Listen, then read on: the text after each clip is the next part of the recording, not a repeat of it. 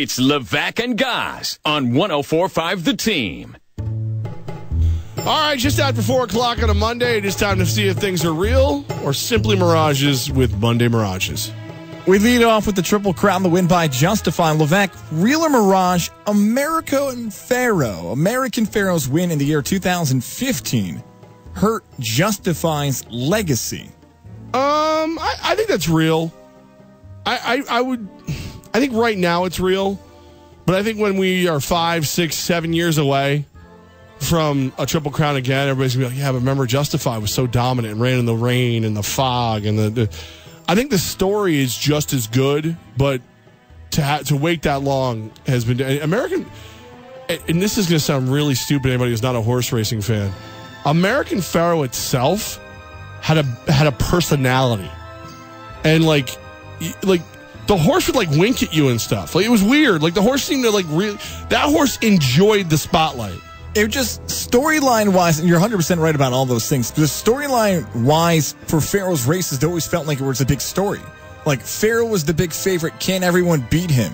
Justifying storyline in the Derby was, well, he hasn't run in a while, so we don't know if he's good. Then the Preakness was, can he win in the rain? Both of them. But Justify's field in comparison to American Pharaoh's field, everyone knew Justify was going to win the Preakness. Then the Belmont hit, and everyone had the hype around Pharaoh, and Justify's like, will we see it again?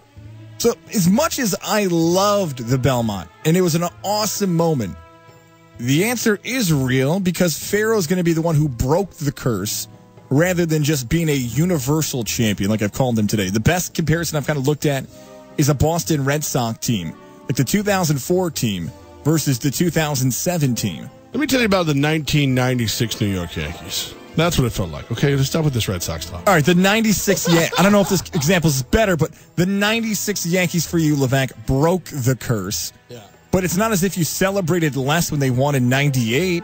Your team won a championship, and it was awesome to watch them win a championship. There was a point where like you were so spoiled where you just expected them to win then.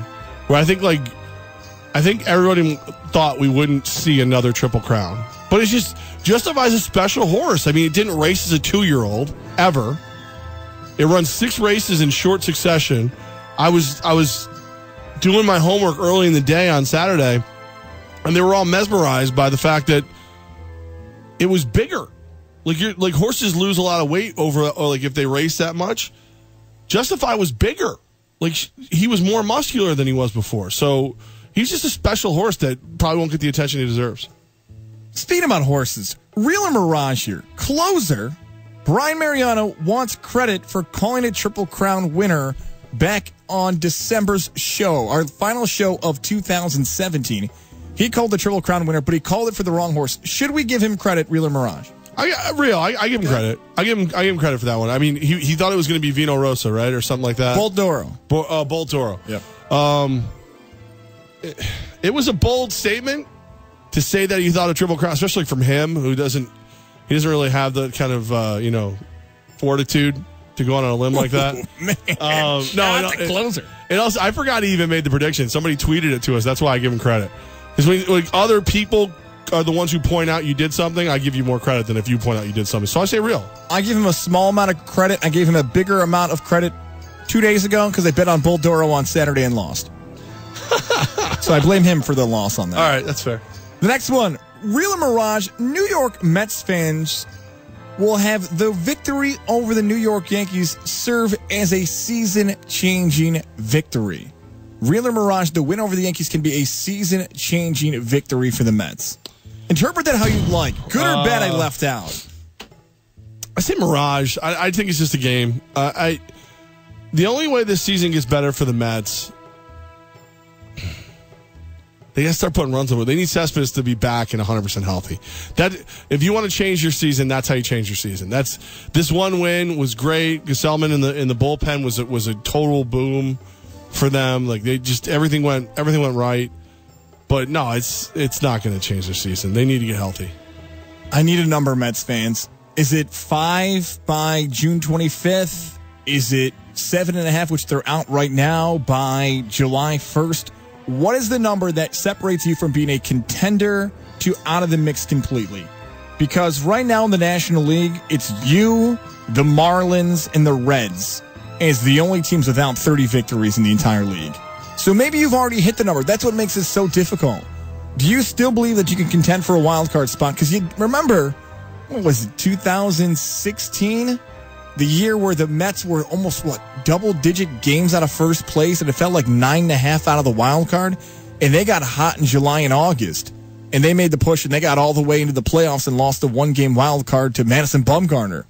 So there's a chance that they made this run before, but maybe injury-wise, you're saying, I'm going to go with real just because they're going to see the Yankees and Nationals play each other later on. They're going to say, we have some talent here, but it's not enough. We need more, and we're going to get ready for the future. It serves as we need to be the Yankees almost. Look at their young talent that they're winning with, and we almost struggled to do that unless it was a great outing by one of our pitchers. This has become a Monday Mirage tradition now. Real and Mirage, the Albany Empire, are the best team in this year's Arena Football League. It's tough to say this after they lost to Baltimore, who now has the best record. But I think that's real. I think the only way you can beat them right now is if they beat themselves, and I think they did that this Saturday. And I know that's not going to be a popular thing for me to say when they're in here on Wednesday. They're coming in at 2:30. Yeah, 2:30 on Wednesday. When I say I think you guys beat yourself, I don't even know who's coming in yet. They're not going to like that, but I think that was the case. There was a point later in the game where the Albany Empire players were losing their cool. There were some calls that I didn't quite understand. I'd love to have explained to me. But all in all, especially the first half, they were way better than Baltimore. The last 2 weeks, it's felt like real to me. Hearing what I've heard from the game report, watching some of the highlights, the ESPN top plays, the things you've told me about those late situations, it feels like it's setting it up for this again to be a battle of who's the best in the Arena Football League this season when Philly comes to town. Philly's the defending champions. Philly's done this whole season thing before. They've had quarterback injuries. They've had quarterback injuries, sure, but it's hard for me to look at this team and say, with the people that are around them, that they can't figure it out. And it's funny I mentioned that because the people that are around the Soul are the same people around the Empire. Well, they started. Well, I think. So you were out this week. Yeah. There's a division now. Like there's a like George Mannix who comes in here. He basically, even though he comes from that Philadelphia family, he makes no secret about the fact that there's no when they face each other, they ain't friends, and like there's a division. Like there's the Albany crew and then there's the Philadelphia crew. They're not the same anymore. I think there's a big difference. Real and Mirage, you want to party with Alexander Ovechkin. Have you seen some of these videos and photos over the course of the last 3 days? Oh, man, this is a tough one because on face value, real. Because the guy's having a blast. Like, he's literally, like, sleeping with the Stanley Cup and stuff. But I'm going to go Mirage. And I'm going to say Mirage because when he smiles with that missing tooth and just that crazy look in his eye, it scares me a little bit. Like, you may wake up in like Bulgaria or something, like duct tape to a hot water heater or something. Like, you know what I mean? Like, there's just something about him that ain't stable. And there's something. The answer, it's hard for me for somebody who's off a bachelor party to say Mirage here, but I'm going Mirage as well because the hockey mindset and football players know what I'm talking about. Almost all athletes know this. Like, there's a machismo of, I got to be tougher than you. I got to do more than you. I got to compete and be better at you at this. You don't want to out-party Ovechkin, okay? No. You don't want, hey, I got to say no to this. You're going to say yes to everything Ovechkin says because that's the hockey mindset. The guys are playing with busted teeth and broken bones. If they had that same mindset with what Ovechkin's doing right now, you would lose. So Mirage for me, too, here. Last two. Real and Mirage, the most impressive win of the weekend was the Golden State Warrior win in Game 4. Real and Mirage. I mean, they had that thing handled. Most impressive win. It put anybody. I'm gonna say Mirage. I just maybe because I was just so sure that's how it was gonna happen. I wasn't all that like impressed or shocked or anything. Like, we've seen these guys play 4 times now in the finals. There was nothing about me. It's like, oh, I can't wait to see this matchup. But it's not easy for me to come at you and say like, Oh, but what about this? Maybe Saturday's win for the Yankees over the Mets, where they did it in late fashion as per usual. Technically, we could count Justifies, but I think Justify was the best. Was really impressive. Some would say, though, that race for Justify, if you're a horse racing fan, there's been some, what's the right way to put this, hijinks? Games that may have been played? I'm going to go real, though. And I think it's the most impressive. Justify won the Triple Crown, but he won 3 races. Fantastic effort. The Warriors go on the road and beat up the Cavaliers, and like Justify, it was over. Like the first quarter, it's done. And they go on the road and smoke a team that we thought had a chance to win an NBA championship. Justify was better than the horses. The Warriors were better, but they were more impressive to do it on the road.